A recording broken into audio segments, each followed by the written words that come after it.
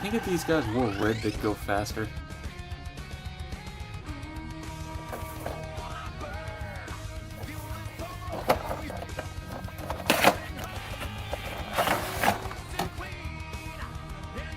Hello and welcome to a figure review. Today we're taking a look at the Joytoy White Scar's brother Batrigal. Normally the hands are the, default hands during that opening bit, but yeah, we'll get into it in a bit. Anyway, starting off with articulation.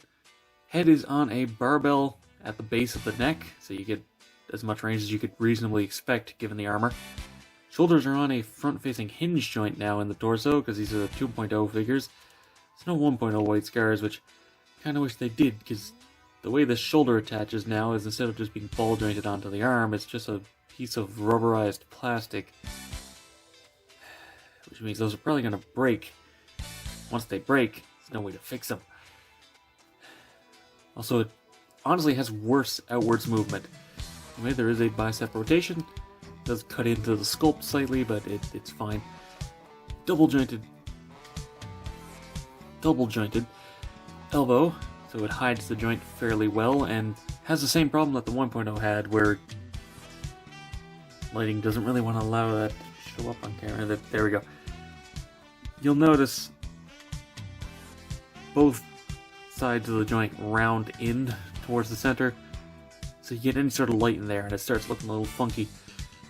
The knees don't have that problem, so I don't really know why they did that with the elbow sculpt. Anyway, the hands are also on a barbell. Torso up here is a ball joint. Down at the waist is a very free-floating ball joint. In fact, the entire crotch is just held in by the other parts. The hips, as far as I can tell, are just ball joints, but because there's a thigh swivel between the armor and the inner suit, does mean you can get decent poses out of it. Though, not great out to the side. You're not exactly doing high kicks in this. Double jointed knee, thankfully for pretty much as much of a full bend as you're going to get out of this. I appreciate them adding this piece here just to try to hide that sculpt, but from the side it's real rough. That's not good. Don't know why you'd be bending it this far unless you're having him kneeled down anyway, but yeah, it don't look good. The ankle is, as far as I can tell, also a barbell joint, so you get a stupid amount of range out of it. And also, yeah, the toe is on a bend too. These are really well articulated figures. It's just unfortunate the mid-limb joints, elbows and knees, don't look that good when either they're not bent or they are. Now, color correction. You'd think that wouldn't be necessary with a figure. And, well, yes, it is technically fully painted. It ain't that good. Kinda looks like how I do White Scars, where they're less white and more dirty gray. But that's not a huge deal. Problem, however, is with the head. There's just no wash in these vents at all. I'd need to repaint that. The eyes don't have any highlight, which isn't as big of a deal, but I'm going to be repainting those with the little dots, just because the flat red's a little boring. Aside from that, everything is painted, though this gap in this piece is a little bit annoying. And I do plan on painting some gore just on the blades here, just maybe some dried blood or something with a little bit of splatter. Otherwise, the only thing I really want to complain about here, the skull is piss poor, frankly. I mean, look at the back. There's like no paint there at all. It's just sort of smudged there. The face is missing a bunch of it. It's just pure white. It doesn't look great. Also, one thing I really want to point out is the sort of wash that they did on this is like a dark, almost brownish, dirty gray. And the promotional images is more of an ice gray, like a bluish, cool gray, which works a lot better with white. That honestly feels more like a mistake at the factory, but it is something to note. Now, for accessories.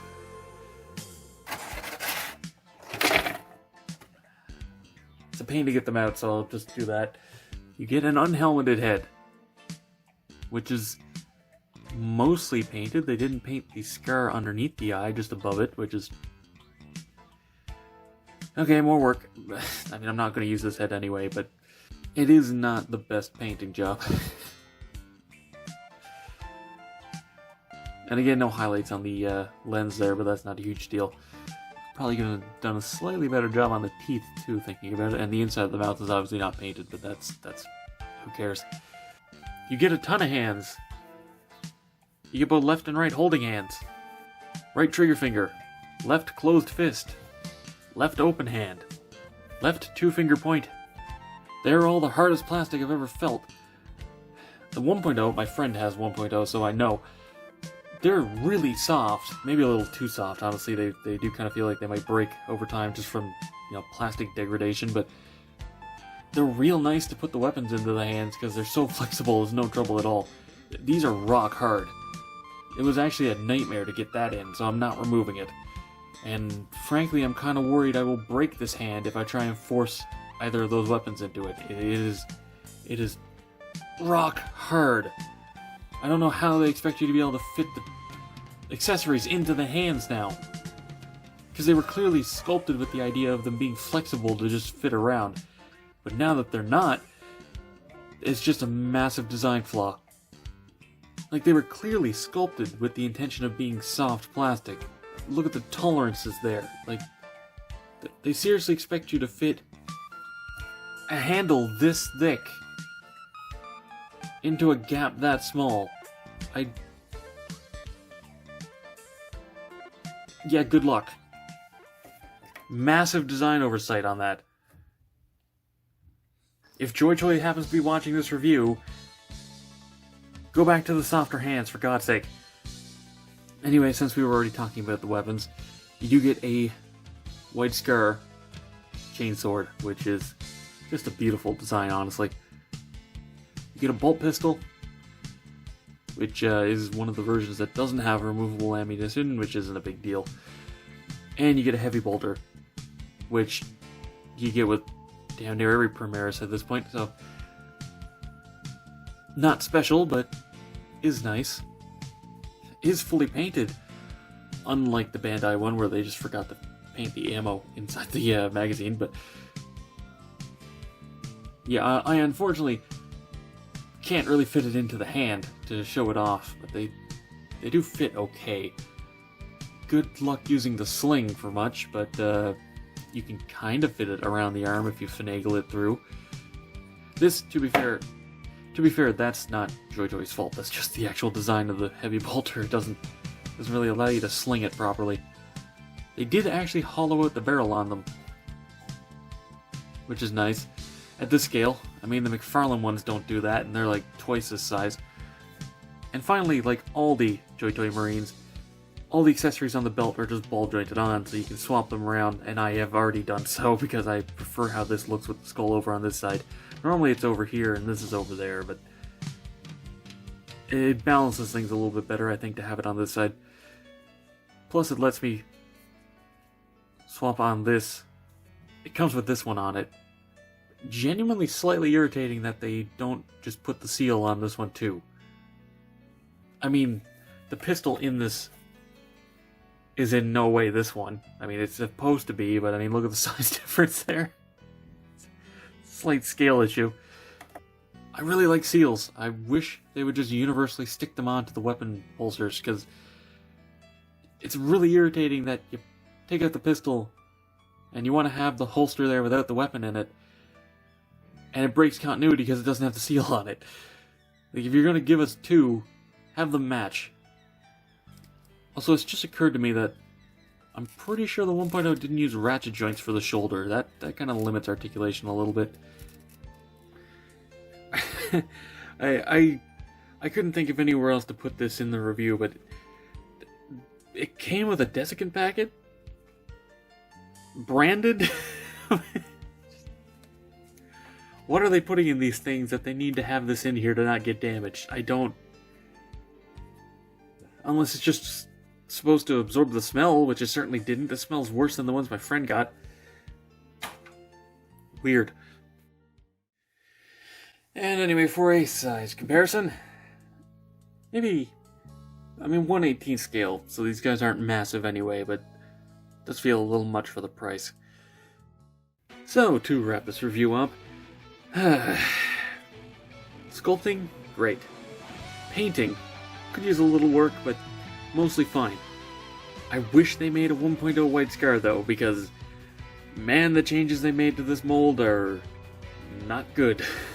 Shoulders are noticeably worse, and man, the hands. Making the hands a harder plastic was a huge mistake, even if the soft ones break in like 5 years. Just bad decision.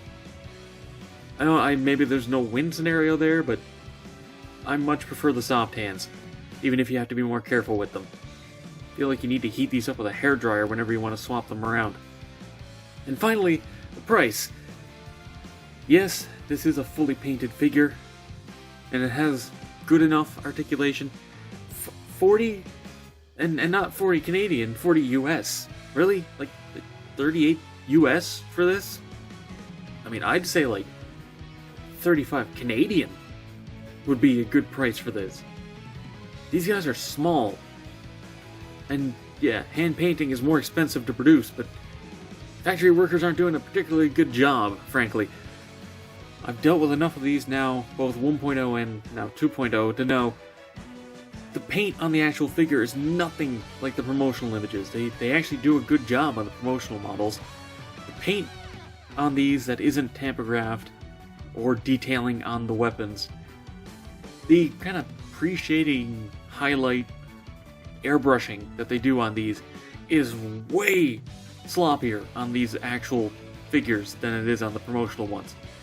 Ultimately, I'm happy to get this, mostly because it was a birthday present from my friend, so I didn't have to pay for it, but these aren't bad figures, they're just okay figures. They're certainly better than McFarlane's, at least. And that's all for this video. Thank you very much for watching. Be sure to let me know what you think down in the comments below. Subscribe and hit the bell to be alerted for future reviews. Come chill in the Discord. Follow me on Twitter, if that's even still around. And consider supporting me on Patreon so I can keep bringing you videos like this. And, as always, until next time, happy building.